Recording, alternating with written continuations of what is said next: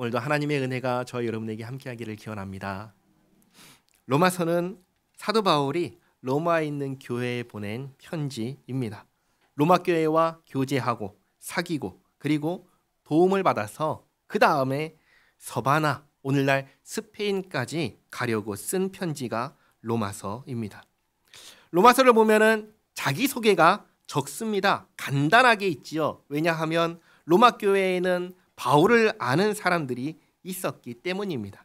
그래서 바울은 자기소개 대신에 자기가 전하고 있는 이 복음을 자세하게 설명했습니다. 그래서 만약에 로마 교회가 바울과 같은 복음을 가지고 있다면 같은 복음과 같은 믿음 안에서 안심하고 교제하고 사귈 수가 있을 것입니다. 그런데 만약 로마 교회가 바울과 다른 복음을 가지고 있다면 바울과 같은 복음을 갖도록 고쳐야 합니다. 왜냐하면 바울이 가진 복음은 예수님께로부터 받은 복음이고 사도들에게 인정받은 복음이기 때문입니다. 그러니까 이것이 기준인 것이죠. 이 기준에 맞춰서 교회가 고쳐야 하는 것이죠. 복음은 무엇입니까? 복음은 좋은 소식입니다. 어떤 소식이길래 좋은 소식입니까? 하나님께서 예수님을 믿는 자를 구원하신다는 소식이 복음입니다. 그러니까 구원받기 위해서 지금까지 누구를 기다렸냐면 구원자를 기다렸는데 그 구원자가 예수님이시고 예수님께서 우리를 구원하시는 조건이 다른 것이 아니라 예수님을 구원자로 인정하는 것, 예수님을 나의 구원자로 믿는 거라는 소식이 바로 복음입니다. 그동안 기다렸던 그 구원자가 오셨는데 그 구원자를 믿기만 하면 구원받는다라고 하니 이것이 기쁘고 좋은 소식인 것이죠. 그런데 이렇게 얘기할 때 세상 사람들은 꼭 이 질문을 합니다. 무슨 질문이냐면 그러면 내가 구원받기 위해서 내가 해야 하는 것은 없나요? 그냥 믿기만 하면 되나요? 라는 이 질문을 합니다. 이 질문에 뭐라고 대답을 해야 할까요? 답은 사실은 간단합니다. 네, 그렇습니다. 입니다. 왜 그럴까요? 왜 내가 할 수 있는 것, 내가 해야 하는 것 아무것도 없고 그냥 믿기만 하면 된다고 하는 걸까요? 그 이유는 간단합니다. 왜냐하면 구원받기 위해서 내가 할 수 있는 것이 아무것도 없기 때문입니다. 우리가 잘 아는 한 가지 말이 있습니다. 뭐냐면 착하게 살아야 해 라는 말이 있습니다. 누구나 다 아는 말입니다. 사람이란 착하게 살아야지 이 말을 다 합니다. 그런데 착하게 사는 것은 구원받는 조건이 될 수가 없습니다. 예를 들면 이렇습니다. 생각해 보세요. 착하게 살면 원하는 대학에 들어갈 수 있나요? 아니죠. 착하게 살면 다른 나라에 갈 수 있나요? 아니죠. 착하게 산다는 것은 그런 것을 얻을 수 있는 조건이 되지 못합니다. 착하게 사는 것은 구원받기 위한 조건이 아닌 겁니다. 그러면 착하게 산다는 건 뭐냐면 그냥 사람으로서 마땅히 살아야 하는 삶의 태도인 것입니다. 그냥 당연하게 해야 하는 것입니다. 당연히 해야 하는 것이 그것으로는 결코 구원을 얻어내는 조건이 될 수 없는 것입니다. 그리고 당연하게 해야 하는 것들 중에는 법이 요구하는 것도 있습니다. 성경의 법을 예로 들면은 부모님을 공경하라, 살인하지 말라. 이건 당연하게 해야 하는 것이면서 동시에 법이 요구하고 있는 것입니다. 이렇게 법이 요구하는 당연히 해야 하는 것을 하지 않을 때 문제가 생깁니다. 어떤 문제가 생길까요? 법이 있잖아요. 당연히 해야 되는 거잖아요. 하지 않으면 이건 뭐가 되죠? 법을 어긴 것이 됩니다. 법을 어겼으니 죄인이고 벌을 받아야 하는 것이죠. 구원의 필요가 바로 여기에 있습니다. 우리가 죄인이고 그래서 벌을 받아야 한다는 사실이 우리를 불안하게 하고 절망하게 하고 구원을 필요로 하게 합니다. 한 가지만 생각해 보시기 바랍니다. 죽음 이후에 무엇이 우리를 기다리고 있습니까? 둘 중에 하나일 겁니다. 하나는 죽음으로 모든 것이 끝난다. 던가 아니면 이 땅에서 살아온 나의 삶을 가지고 하는 재판이 기다리고 있던가 둘 중에 하나일 겁니다. 만약에 죽음으로 모든 것이 끝난다면 우리는 불안할 것도 없고 절망할 것도 없습니다. 왜냐하면 아무리 잘못했어도 죽으면 끝이기 때문입니다. 아무리 나쁜 짓을 해도 아무리 의미가 없는 삶을 살아도 어차피 죽으면 끝이기 때문에 문제가 되지 않습니다. 그러한 삶을 살았던 것이. 그러나 성경은 우리에게 뭐라고 가르치죠? 죽음으로 끝나지 않는다고 가르칩니다. 죽음 이후에 심판이 있다고 가르칩니다. 지금까지 살아온 우리의 삶을 하나님께서 심판하신다고 가르칩니다. 그리고 그 심판 때에 우리가 불의하다고, 죄인이라고, 그래서 벌 받아야 한다고 판단받는다고 합니다. 이 사실이 우리를 불안하게 하고 절망하게 하는 것이죠. 그렇다면 그날이 나를 기다리고 있다는 사실을 안다면 지금 어떻게 우리가 이렇게 살 수 있습니까? 이 질문을 반드시 하죠. 그렇다면 우리는 어떻게 합니까? 그 내 미래에 기다리고 있을 나의 심판, 지옥에 가게 만드는 그 심판이 나를 기다리고 있는데 그럼 나는 지금 어떻게 해야 됩니까?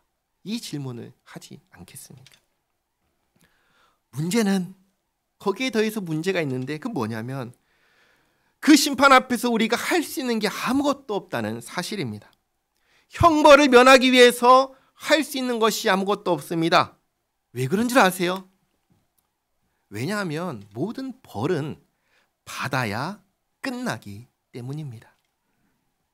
벌을 받지 않으면 형벌은 끝나지 않습니다. 이 문제 앞에서 우리가 할 수 있는 것은 뭐밖에 없냐면 벌 받는 것밖에 없습니다. 그 외에는 아무것도 할 수 있는 게 없습니다. 누군가에게 어떤 벌이 주어졌는데 그 벌을 집행하지 않고 그냥 넘어갈 수 있나요? 불가능한 것입니다. 그러니 우리가 할 수 있는 것이 아무것도 없어서 그저 우리에게 시시각각 다가오는 그 최후의 심판과 영벌을 기다려야 하는데 성경은 하나님께서 그런 우리를 잘됐다, 저거 벌 받으니까 너무 기쁘다라고 하지 않으시고 우리를 불쌍히 여기신다고 하십니다. 멸망하는 것을 기뻐하지 않으시고 구원하기 위해서 구원자를 보내겠다고 약속하셨다고 성경은 가르쳐 주십니다.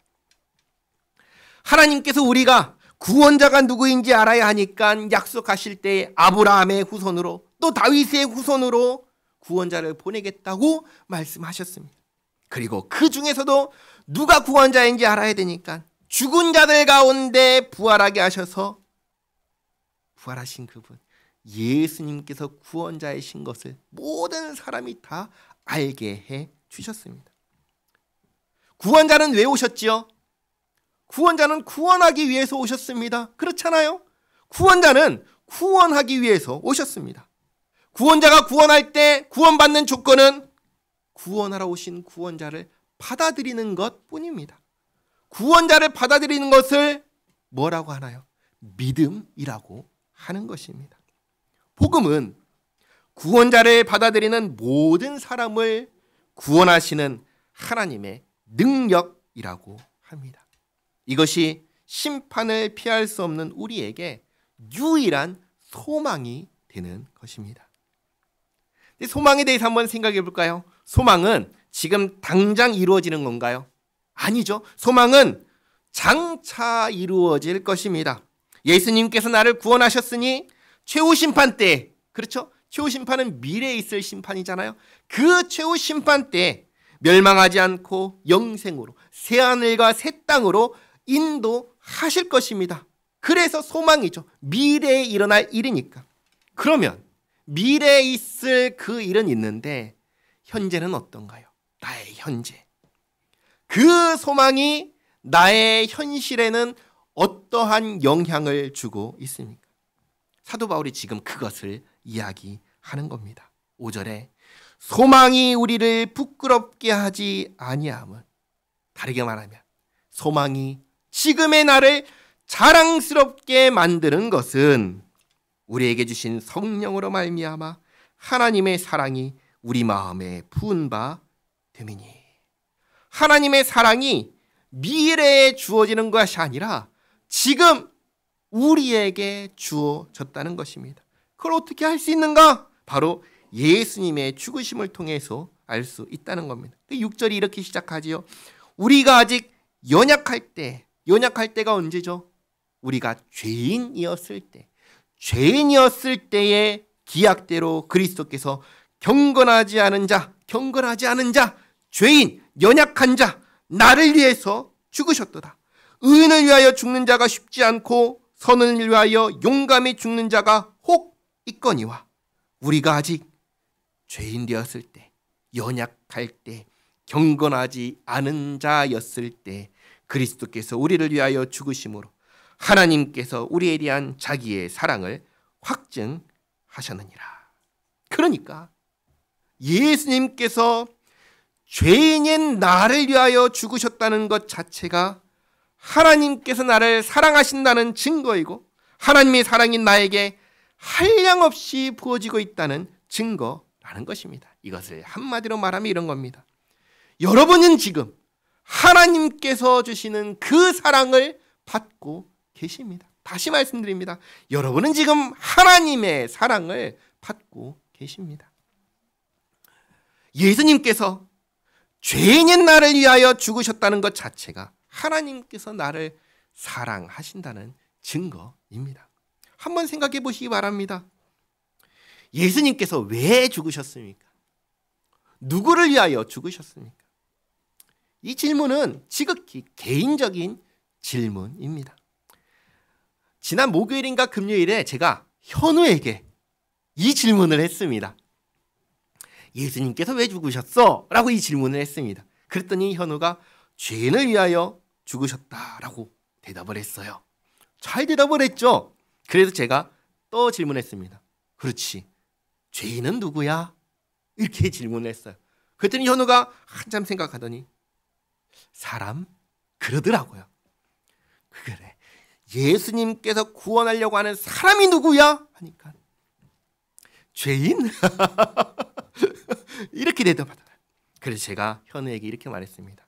바로 너야. 너를 구원하기 위해서 죽으셨어. 예수님께서 나를 구원하기 위해서 죽으셨습니다. 그런데 그냥 내가 아니라 죄인인 나를 위해서 죽으셨습니다. 왜 예수님께서 나를 위해서 죽으셨습니까? 물론 나를 죄에서 구원하기 위해서 죽으셨습니다. 그러나 그 질문이 아닙니다. 왜 나라는 겁니까? 왜 나를 위해서 죽으신 겁니까? 그 이유가 뭡니까? 하나입니다. 나를 사랑하기 때문에 나를 구원하신 것입니다. 그걸 위해서 자기 생명을 내주시고 죽으신 것입니다. 2000년 전에 십자가에서 죽으신 예수님은 나를 사랑하셔서 죽으신 것입니다. 나를 향한 하나님의 사랑은 2000년 전에 이미 나타나 보여주신 것입니다. 근데 이 사랑을 아무나 알까요? 아니요. 아무나 알지 못합니다. 몰라서 모르나요? 아니요. 알려줘도 모릅니다. 아니요. 알려줘도 받아들이지 않습니다.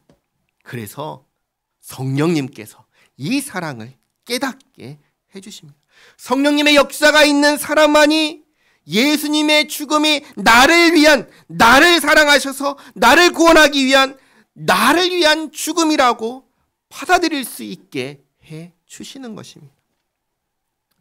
그래서 9절에 이렇게 이어집니다. 그러면 이제 우리가 그의 피로 말미암아 의롭다 하심을 받았으니 예수님께서 우리가 받아야 할 벌을 십자가에서 대신 받으셔서 우리에게는 더 이상 벌 받을 것이 없다 하게 하시고 또 우리가 해야 하는 의의를 예수님께서 대신 이루셔서 그리고 그것을 우리에게 입혀주셔서 우리가 예수님 안에서 의롭다 여김을 받게 하셨으니 더욱 그로 말미암아 진노하심에서 구원을 받을 것이며 그래서 우리는 이제는 더 이상 하나님의 진노를 받는 사람이 아니라 예수님 안에서 무엇을 받는 사람이 되었죠?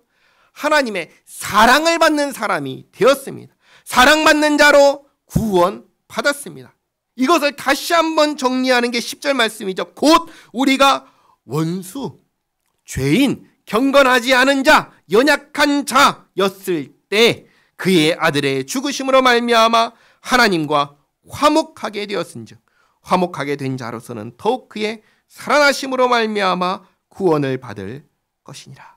예수님의 죽으심으로 우리의 죄 문제가 확실하게 해결되었으니 예수님의 또한 부활하심으로 우리는 확실하게 구원을 받는 것입니다. 11절 그뿐 아니라 이제 우리로 화목하게 하신 우리 주 예수 그리스도로 말미암아 하나님 안에서 또한 즐거워하느니라.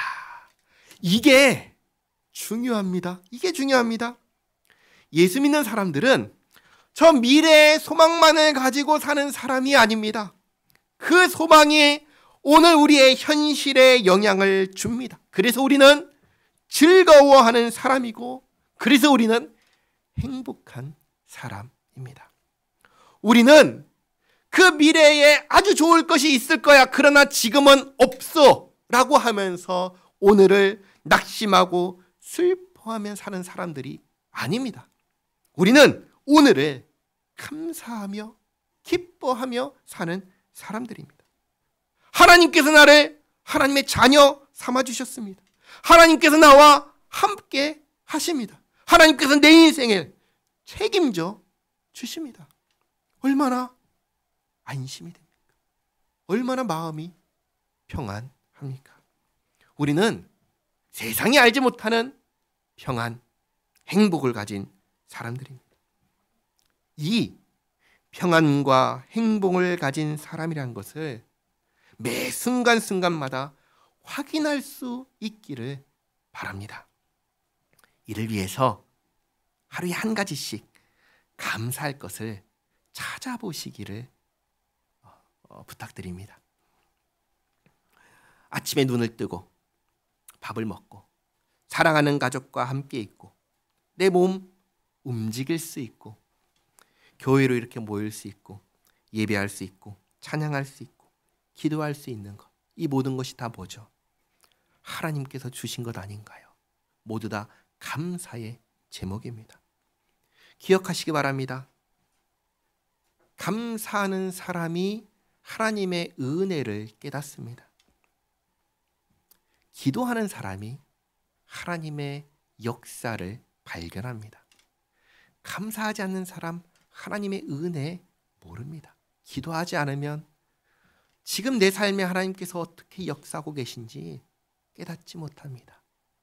감사의 거리를 찾으시고 하나님께서 나에게 지금도 이렇게 은혜를 베풀고 계시구나 깨닫고 감사할 수 있는 우리 모두가 되기를 바랍니다. 12절부터 아담과 예수님을 비교합니다. 그러므로 한 사람으로 말미암아 죄가 세상에 들어오고 누구죠? 아담입니다. 하나님의 법을 어긴 아담으로 인해서 죄가 세상에 들어왔습니다. 그리고 죄로 말미암아 사망이 들어왔나니 왜 사망이 들어왔죠? 죄의 대가가 사망이기 때문입니다. 이와 같이 모든 사람이 죄를 지었으므로 사망이 모든 사람에게 이르렀느니라. 이 세상에 죽지 않는 사람이 있나요? 없지요. 다 죽습니다. 그 말은 다 죄인이라는 것입니다. 누구도 죄인이라는 거죠. 아기도 갓난아기도 죄인이라는 것입니다. 그래서 오늘 두 번째 주제인 유아 세례와 관련된 질문을 한 가지 하겠습니다. 갓난아기는 죽으면 천국에 갈까요? 지옥에 갈까요? 또 낙태를 당한 아기는 죽으면 천국에 갈까요? 지옥에 갈까요? 어디에 갈까요? 이거에 대해서 먼저 세 가지를 생각하셔야 됩니다. 첫째는 뭐냐면 하나님은 자비로우시고 동시에 공의로우시다는 사실입니다. 그래서 우리는 하나님의 판단과 결정에 대해서 신뢰할 수 있고 의지할 수 있습니다. 항상 하나님에 대해서 생각할 때 가장 첫 번째는 뭐냐면 하나님은 그 누구도 억울하게 하지 않으신다는 사실입니다. 최후에 있을 심판의 날을 성경에서는 다른 말로 뭐라고 하냐면 그날을 신원하는 날이라고 합니다. 무슨 말인가요? 억울함을 풀어주시는 날이라고 합니다. 그러니까 하나님은 그 누구도 판단하실 때 억울하다라고 그런 생각이 들도록 판단하지 않으신다는 사실입니다. 이것을 먼저 생각해야 됩니다. 그리고 둘째로 이 아기도 구원이 필요한 죄인이라는 것을 생각해야 됩니다. 모든 사람이 죄인이니 갓난아기 역시 죄인입니다. 구원이 필요한 죄입니다. 그리고 셋째로 우리가 하나님의 은혜로 구원받듯이 아기도 하나님의 은혜로 구원을 받습니다. 이미 앞에서 보았듯이 예수님께서 언제 죽으셨죠? 2000년 전에 죽으셨습니다. 내가 태어난 후에 죽으셨나요? 태어나기 전에 죽으셨나요? 태어나기 전에 죽으셨습니다. 예수님께서는 내가 태어나기 전에 나를 사랑하시어 나를 구원하기 위하여 모든 일을 하셨습니다. 마찬가지로 예수님께서는 갓난아기 역시 태어나기 전에 사랑하시어 구원하기 위한 모든 일을 하신 것입니다.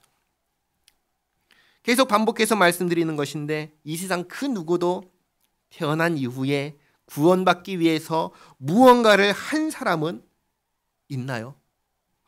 아무도 없습니다. 우리의 구원은 우리가 태어나기 전에 하나님께서 결정하신 것입니다. 그래서 이 세 가지를 놓고 생각하면 우리는 두 가지 결론을 내릴 수가 있습니다. 첫째는 뭐냐? 우리는 누가 구원받는 사람인지 알지 못한다라는 사실입니다. 구원은 하나님께서 베푸시는 은혜의 선물입니다.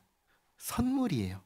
선물은 누구에게 달린 것이죠? 받는 사람에게 달렸나요? 주는 사람에게 달렸나요? 주는 사람에게 달렸습니다. 받는 사람이 준비됐다고 주는 게 아니고 주는 사람이 주고 싶은 사람에게 주는 것이 선물입니다. 그 선물을 누가 받는지 우리는 모릅니다. 우리들 가운데에서도 누가 구원받은 사람인지 알 수 없는데 하물며 갓난아기입니다. 어떻게 알 수 있겠습니까? 근데 여기서 우리 가운데서도 누가 구원받은 사람인지 알 수 없다 하니까 이게 무슨 말인가 싶으실 수 있어서 조금 설명드립니다. 이게 뭐냐면 끝까지 가봐야 안다라는 것입니다. 예를 들면 이렇습니다. 어제까지 신앙 고백하던 사람이 있습니다. 이 사람은 구원받았다고 생각했습니다. 그런데 오늘 신앙을 버립니다. 교회를 떠납니다. 그럼 이 사람은 구원받은 사람입니까? 그런데 놀랍게도 내일 돌아옵니다. 회개하며 돌아오면서 다시 신앙을 고백합니다. 이 사람은 구원받은 사람이 맞습니까? 알 수가 없지요. 우리의 마음은 매 순간 변합니다. 오늘 내가 이렇게 할 거야 맹세하고 다짐하고 서원을 해도 내일 돌아서서 내가 언제 그랬냐는 듯이 바뀌어버리는 게 사람 마음입니다. 우리의 고백이 완전한 고백이 아니라는 것입니다. 그래서 알 수 없는 겁니다. 끝까지 가봐야 아는 겁니다. 그런데 참으로 주께서 구원하신 사람은 끝까지 그 믿음을 가지고 갈 겁니다. 물론 가는 과정 가운데 흔들릴 수 있습니다. 어제까지 믿다가 오늘 떠났다가 내일 돌아올 수 있는 겁니다. 예수님의 제자들이 그랬죠. 예수님 살아계실 때 죽기까지 따르겠습니다 했는데 재판받고 십자가에 못 박아 죽으실 때 어떻게 했죠? 다 도망갔습니다. 어떻게 생각했죠? 끝났다라고 생각했습니다. 예수님의 제자들도 그랬는데 하물며 우리는 어떻겠습니까? 얼마든지 그렇게 흔들릴 수 있는 겁니다. 그러나 주께서 택하신 사람은 주께서 끝까지 붙잡으셔서 마침내 구원 얻는 신앙을 갖게 하십니다. 그러니 내가 신앙이 흔들린다고 해서 구원 받았는지 못 받았는지 두려워할 필요가 있을까요? 없을까요? 전혀 없는 겁니다. 구원은 누가 하시는 거죠? 내가 하는 게 아니에요. 주님께서 하시는 것입니다. 나는 내가 해야 되는 건 뭐냐면 딱 한 가지입니다. 주님을 끝까지 의지하는 것입니다. 그게 믿음인 겁니다. 믿음은 다른 게 아니에요. 우리가 믿음을 착각할 때 이렇게 생각합니다. 믿는 사람이니까 이것도 하고 저것도 해서 내 믿음을 확실하게 만들어야. 그게 전혀 아닌 거예요. 무너지고 넘어지고 흔들리고 때로는 도망가고 때로는 포기하고 그럴 때마다 그래 내가 죄인이야. 난 이런 존재야. 그러나 그런 나를 예수님께서 사랑하시지. 그런 나를 예수님께서 구원해 주셨지 하면서 예수님 의지하고 내 못난 모습 가지고 주님께 나아가고 의지하는 그 사람이 믿음 있는 사람입니다. 잘해야지 믿음 있는 사람이고 못하면 믿음 없는 사람이고 아니요. 전혀 그렇지 않습니다. 끝까지 주님을 나의 못남을 두고 의지하는 그 사람이 예수님 잘 믿는 사람입니다. 그걸 잊지 마시기 바랍니다. 그리고 첫째는 모른다였습니다. 그리고 둘째는 이겁니다. 둘째는 이렇게 예상을 할 수 있습니다. 조심스러운 이야기인데 먼저 예수님을 믿지 않는 가정에서 태어난 자녀는 어떨까요? 일단 예수님을 믿지 않는 가정은 예수님을 통한 구원을 원할까요? 원하지 않을까요? 원하지 않습니다. 관심이 있을까요? 없을까요? 관심이 없습니다. 그래서 믿지 않는 가정에서 태어난 자녀에 대해선 우리가 정말로 어떻게 될지 알 수 없습니다. 모르는 것이죠. 그러나 예수님을 믿는 가정에서 태어난 자녀라면 이 자녀는 어디에 포함된 자녀인 줄 아세요? 구원의 약속 안에 포함된 자녀입니다. 우리는 하나님께서 아브라함에게 할례를 명하시면서 누구에게 하라고 하셨는지 기억합니다. 누구에게 하라고 하셨죠? 태어난 지 8일 만에 아기에게 하라고 하셨습니다. 할례는 뭐죠? 구원의 약속 안에 포함된 자녀임을 표시하는 것이 할례입니다. 그래서 사도행전을 보면은 복음을 받아들인 가정의 모든 사람에게 유아까지 포함해서 세례를 베풀었습니다. 이 말씀을 근거로 우리는 유아 세례를 하는 것입니다. 부모 가운데 한 사람이라도 믿음을 가진 사람이 있다면 그 자녀도 구원의 약속 안에 포함된 자녀라고 생각하기 때문입니다. 그래서 예수 믿는 가정에서 태어난 자녀라면 그래도 우리가 장담할 수는 없지만 아마도 구원받았을 것입니다. 그리고 여기에 더해서 이제 교회가 가지는 책임이 있습니다.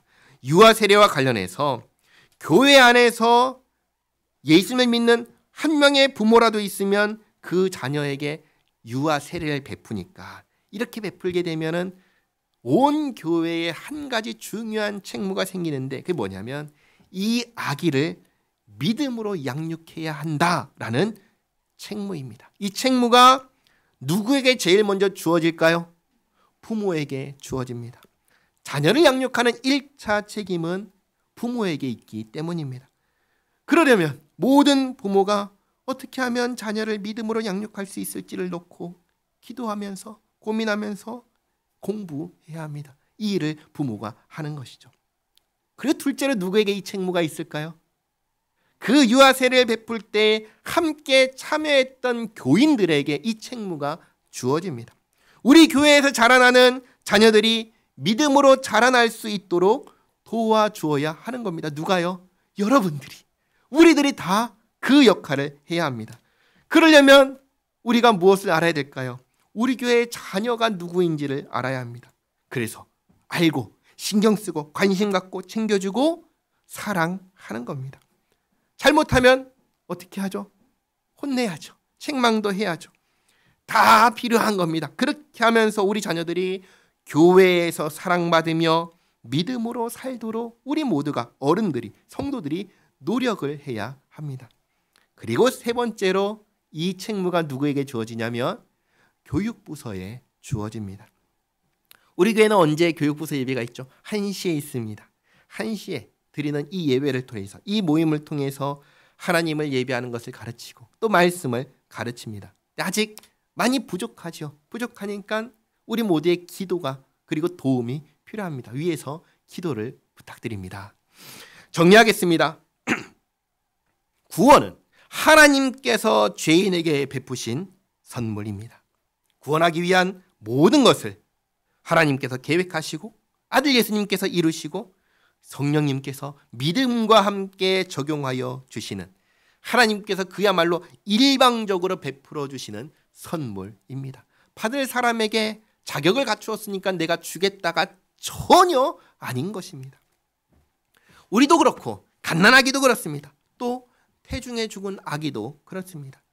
자비하신 하나님께서 멸망할 자에게 은혜를 베푸셔서 멸망하지 않게 구원해 주셨습니다. 이 은혜를 늘 기억하시기 바랍니다. 우리의 구원은 먼 미래에 이루어지는 것이 아닙니다. 우리의 구원은 과거에 이미 이루어졌습니다. 그래서 현재 구원받은 자로 살아가는 것입니다. 주보에는 잘못 나왔는데요. 찬송가 429장을 찬양할 건데요. 찬송가 429장은 우리에게 받을 복을 세어보아라 라고 합니다.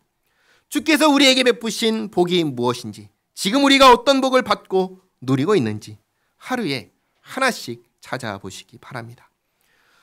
지금도 나와 함께 하시는 은혜의 손길을 깨닫고 감사하는 우리 모두가 되기를 바랍니다. 기도하겠습니다. 하나님 감사합니다. 죄인인 저를 사랑하신다는 말씀을 듣습니다. 죄인인 저를 사랑하셔서 아들을 주셨다는 말씀을 듣습니다. 아들의 생명을 주셔서 죄인인 저를 구원하셨다는 말씀을 듣습니다. 주님 감사드립니다. 저를 사랑해 주셔서 감사드립니다. 저를 지옥의 영원한 형벌을 받게 하지 않으시고 주께서 완성하실 새 하늘과 새 땅에 들어가게 하셔서 감사드립니다.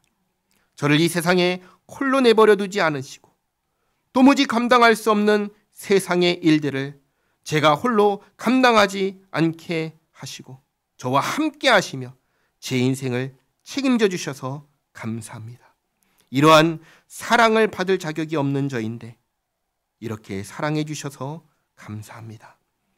하나님 아버지, 아버지께서 매일 매 순간 저에게 베푸신 그 은혜와 인도하심을 더욱 잘 알기 원합니다.